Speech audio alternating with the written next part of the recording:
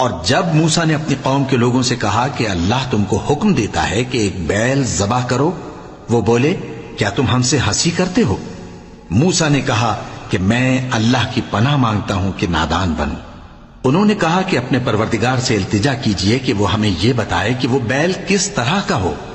موسیٰ نے کہا پروردگار فرماتا ہے کہ وہ بیل نہ تو بوڑھا ہو اور نہ بچڑا، بلکہ ان کے درمیان یعنی جوان ہو، سو جیسا تم کو حکم دیا گیا ہے ویسا کرو۔